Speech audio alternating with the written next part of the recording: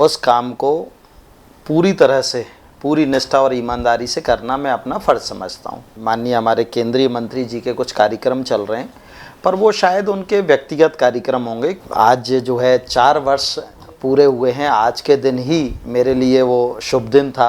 उस क्षेत्र के लोगों की भी इच्छा थी कि हमारा वोट राष्ट्र हित में जाना चाहिए। 2-3 दिन से बड़ी हलचल चल रही गुना अशोकनगर क्षेत्र में। सो आपको पता चले कि आप भोपाल में, तुमने पूछी कि जो है आप भोपाल ही में हो, ई चक्कर में गुना अशोकनगर के कार्यक्रम में नहीं जा रहे कि उते बुलाए नहीं गए, सोए भगे आए। नहीं, देखिए, अब आप कहें तो मैं बुंदेली में बोलूँ और आप कहें ना, क्या है भैया कि भारतीय जनता पार्टी एक ऐसी पार्टी है कि वहाँ में काम तो चलता ही रहता, और जो काम पार्टी सौंपती है उस काम को पूरी तरह से, पूरी निष्ठा और ईमानदारी से करना मैं अपना फ़र्ज़ समझता हूँ। तो मेरा जो दायित्व था, जहाँ मुझे जाना चाहिए था वहाँ मैं बिल्कुल गया। हाँ, वहाँ पर मुझे भी पता लगा है कि वहाँ पर माननीय हमारे केंद्रीय मंत्री जी के कुछ कार्यक्रम चल रहे हैं, पर वो शायद उनके व्यक्तिगत कार्यक्रम होंगे, क्योंकि मुझे ऐसी कोई ना तो सूचना मिली है, पर हाँ, हो सकता है उनके कुछ व्यक्तिगत कार्यक्रम उनने बनाए होंगे। उनके व्यक्तिगत लोग भी हैं। बनी बात है कि सिंधिया राजघराना जो है 300 साल से उस क्षेत्र पे उनका शासन रहा है, और आज़ाद जब से हमारा देश हुआ है पिछले 75 वर्षों में से ही उनके ही किसी न किसी परिवार के सदस्य ने वहाँ पर जनप्रतिनिधि के तौर पर भी शासन किया है। तो बनी बात है, उनका आना जाना उस क्षेत्र में लगा रहता है। कई उनके समर्थक लोग हैं आज भी, तो उन्होंने बुलाया होगा, वो आए होंगे, पर मुझे जानकारी नहीं है। मैं तो अपने जो काम हैं, जो पार्टी के काम हैं, अभी माननीय मोदी जी के जो 9 वर्ष पूरे हो रहे हैं, और पहले तो मैं आज जो है 4 वर्ष पूरे हुए हैं, आज के दिन ही मेरे लिए वो शुभ दिन था, जिस दिन ये रिज़ल्ट आया था कि एक साधारण सा कार्यकर्ता, एक पिछड़े वर्ग से जो मैं आता हूँ, एक किसान का बेटा हूँ, एक सामान्य सा नागरिक हूँ, तो मेरे लिए ये बड़े सौभाग्य की बात थी कि भारतीय जनता पार्टी ने और भारतीय जनता पार्टी के शीर्ष नेतृत्व ने मुझ पे भरोसा जताया। यादव समाज के एक सामान्य से बालक को जो है टिकट दिया लोकसभा का, और सभी पूरे क्षेत्रवासियों का, सभी समाजों का, सभी वर्ग के लोगों का मुझे भरपूर आशीर्वाद मिला, और एक ऐसा रिज़ल्ट आया था, वो आज के दिन को तो मैं कभी अपनी ज़िंदगी में नहीं भुला सकता, कि आज वो रिज़ल्ट आया था कि जिसकी चर्चा ना सिर्फ देश में बल्कि विदेशों में भी हुई।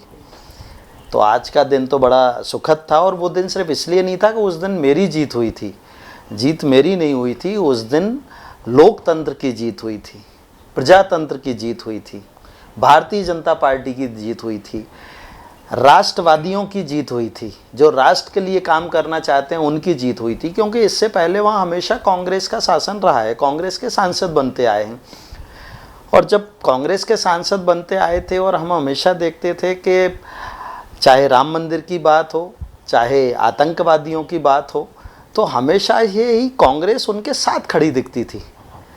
तो उस क्षेत्र के लोगों की भी इच्छा थी कि हमारा वोट राष्ट्र हित में जाना चाहिए, देश हित में जाना चाहिए। और मुझे बताते हुए बड़ा गर्व होता है कि जिस दिन राम मंदिर का निर्णय आया, रामलला के मंदिर का निर्माण अयोध्या में होगा, उस दिन सभी लोगों को खुशी हुई थी कि वाकई में हमारा वोट सही जगह गया। जिस दिन धारा 370 हटी, उस दिन उस क्षेत्र के एक एक व्यक्ति को खुशी हुई थी कि नहीं, हमने सही निर्णय लिया। आज धारा 370 हटी है, तो उसमें हमारा भी योगदान है। तो राष्ट्र हित में जितने काम हुए हैं, चाहे ट्रिपल तलाक जैसा कानून आया, सभी लोगों को बड़ी खुशी हुई। और मुझे ये बताते हुए बड़ा गर्व होता है कि देखिए, देश को आज़ाद हुए 75 वर्ष हो गए, लेकिन मैं आपके माध्यम से ये हर व्यक्ति को बताना चाहता हूँ, इन 75 वर्षों में उस गुना लोकसभा के लिए जितने क्वेश्चन लगे होंगे 75 वर्षों में, उससे कई गुना ज़्यादा मैंने इन 4 वर्षों में अपने क्षेत्र की बात संसद में रखी है।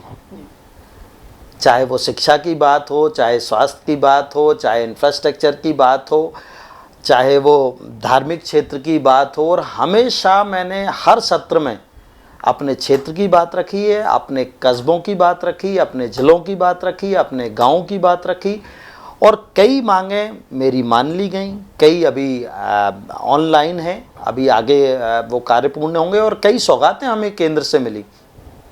मुझे अच्छे से याद है कि जो एबी रोड है उसका शिवपुरी के पहले का एरिया और गुना बाईपास का कई वर्षों से कार्य अटका हुआ था। माननीय नितिन गडकरी जी के आशीर्वाद से कम वो रोडों का, बाईपास का कार्य पूरा हुआ। अशोकनगर ज़िले एक ऐसा ज़िला था कि अभी तक वहाँ पे नेशनल हाईवे नहीं था, तो हमें एक नेशनल हाईवे मिला है जो पिछोर से मुंगावली, चंदेरी होते हुए और मेलुआ चौराहे तक जाएगा। तो ऐसी कई चीज़ें मिली हमें। चंदेरी में सेंट्रल स्कूल मिला, सेंट्रल स्कूल की बिल्डिंग बन के तैयार है। अशोकनगर में हमें सेंट्रल स्कूल मिल गया है, लेकिन अभी हाँ उसका स्वीकृति तो बहुत पहले हो चुकी थी, लेकिन अब वो धरातल पे आ गया है, वो बिल्डिंग भी बनेगी और हो जाएगा। हमें पासपोर्ट सेवा केंद्र मिला, क्योंकि हमारे पूरे लोकसभा में अभी तक एक पासपोर्ट सेवा केंद्र नहीं था। तो ऐसी कई चीज़ें मिली। अशोकनगर में एक अंडरपास है जिसके लिए कि सब लोग मना कर चुके थे कि कभी यहाँ अंडरपास बन ही नहीं सकता। सारे नेताओं ने, ना प्रशासन ने, सब ने हाथ उठा दिए थे कि यहाँ बन ही नहीं सकता था। पर उस क्षेत्र के लड़के ने वहाँ की समस्याएं देखी हैं, मुझे पता है वहाँ क्या तकलीफ़ है, मैं लगा ही रहा, और आज वो अंडरपास का काम चल रहा है। हाँ ये बात अलग है कि वो पहला अंडरपास है जो 3-3.5 साल हो गए, आज भी पूरा नहीं हो पाया है, कई कठिनाइयाँ आ रही हैं, लेकिन वो पूरा होगा। तो ऐसे कई कार्य हुए हैं, और मुझे तो बड़ा गर्व है कि हम सब लोगों ने मिलकर, उस क्षेत्र के एक एक युवा ने, एक एक व्यक्ति ने, एक एक माता बहन ने, सब लोगों ने मिलकर वो लड़ाई लड़ी, और आज भारतीय जनता पार्टी का वहाँ सांसद है, और भारतीय जनता पार्टी की डबल इंजन की सरकार है। प्रदेश में भी हमारी सरकार है और केंद्र में भी हमारी सरकार है। तो हम कई योजनाएं, उन हर योजना का ठीक से क्रियान्वयन हो रहा है। लाखों लोगों को घर मिले हैं, जो कि कांग्रेस के शासनकाल में लोग तरसते थे। आपको तो अच्छे से पता है, बीच में जब यहाँ कांग्रेस की शासन थी मध्य प्रदेश में, तब 2 लाख घर इन्होंने वापस कर दिए थे प्रधानमंत्री आवास। तो मेरे क्षेत्र में कम से कम उन बेघरों को घर मिला है। मैं जानता हूँ जिनके पास घर नहीं होता उनकी क्या स्थिति होती है, क्योंकि मैं ग्रामीण क्षेत्र से आता हूँ। मैंने उन लोगों की ज़िंदगी देखी है जो टपरे में रहते हैं, पन्नी चढ़ा के रहते हैं। जब बारिश आती है तो कभी इधर खिसकते हैं, कभी उधर खिसकते हैं। जब ठंड आती है तो किस तरह सिकुड़ के उसी में आग जला के बैठ जाते हैं। तो मैंने ऐसे कई लोगों की ज़िंदगी से मैं रूबरू हुआ हूँ कि उनको उस घर की क्या कीमत थी। आज लोगों को अपने खुद का आवास मिल रहा है। उन माता बहनों के मैंने ज़िंदगी देखी है जिन्होंने चूल्हे पे खाना बनाती थी और जिनकी आंखें ख़राब हो जाती थी। मैं उन घरों में रहा हूँ, मुझे पता है कि कैसे लोग बिना गैस के कैसे रहते थे और कैसे चूल्हा जला के माताएं बहनें खाना बनाती थीं। तो उन हज़ारों माताओं बहनों को गैस के चूल्हे मिले हैं। ऐसी अनेकों उपलब्धियाँ मिली।